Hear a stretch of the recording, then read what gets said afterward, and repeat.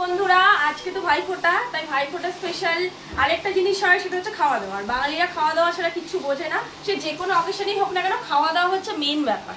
তো কি কি রান্না হয়েছে আমার শাশুড়ি মা কষ্ট করে ভাইফোঁটার দিন কি কি রান্না করেছে সেগুলোই তোমাদের সাথে আমি শেয়ার করবো। আচ্ছা একটু আসলে দিয়ে ক্যামেরাটা নিয়ে। আছে হচ্ছে সরু চালের মানে দেরাদুন চালের রাইস হয়েছে, আছে উচ্ছে ভাজা, আছে কলমি শাক ভাজা, পোস্ত ছড়িয়ে আলু ভাজা, আর লম্বা করে সাবেকি বেগুন ভাজা, এটাও পোস্ত ছড়ানো আছে, কালো জিরে কাঁচা লঙ্কা ফোড়ন দিয়ে কুদ্রি ভাজা।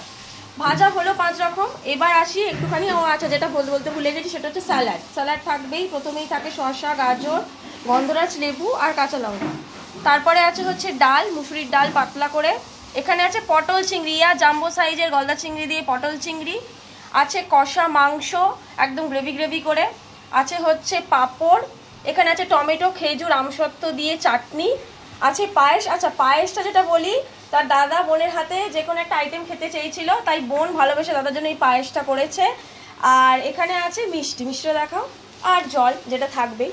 তো এই হচ্ছে আজকের আমাদের পুরো লাঞ্চের মেনু, ভাইফোঁটা স্পেশাল। কেমন লাগলো তোমাদের অবশ্যই জানাবে, আর তোমাদের কার বাড়িতে কি কি আইটেম হচ্ছে সেটাও জানাবে।